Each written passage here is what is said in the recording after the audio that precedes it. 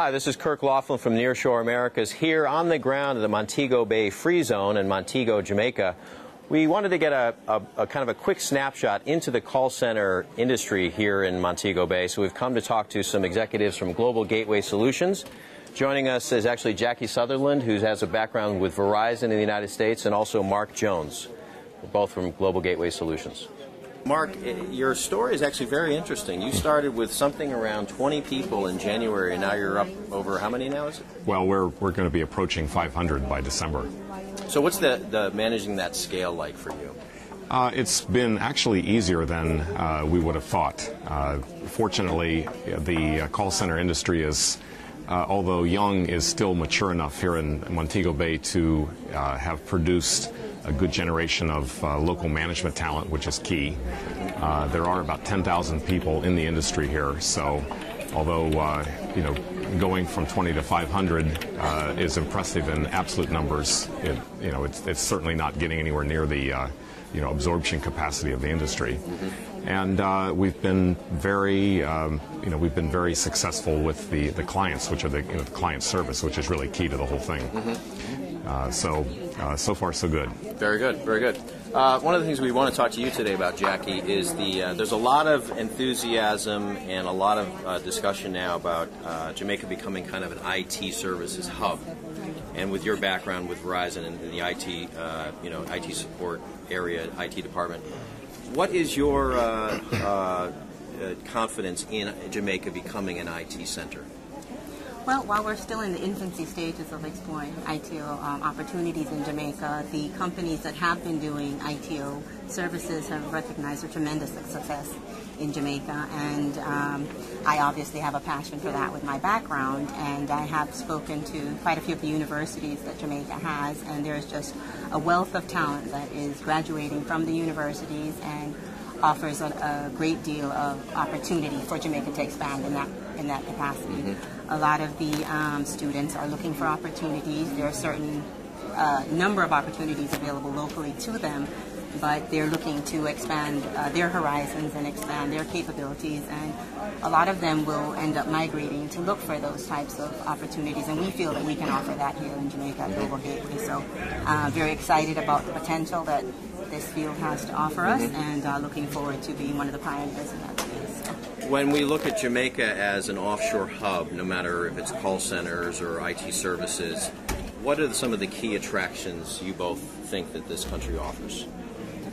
Well, I think proximity, for one, is definitely an attraction. We have clients both in the U.S., Canada, and in the U.K., and we find that the proximity is something that has attracted people, but once they come to the island and they see the performance that our agents deliver, our management team provides, the professionalism, they're drawn to Jamaica, and they're ready to pull up stumps and bring all their work here. So we've had a tremendous success in just ramping up very small opportunities with clients to taking over a significant portion of their offshore needs. So I think it's definitely the professionalism that's been shown here, and the quality of the service that we provide. Fantastic. And I have to talk about money, because that's always where things start and end. And Jamaica, I first started being involved in Jamaica in a business sense in 1999.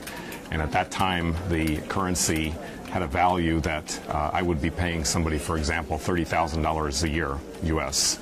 That same person 10 years later is now being paid $8,000, the equivalent. So you have a steadily devaluing currency, which gives us, which has put Jamaica into the zone where it's a legitimate, offshore provider.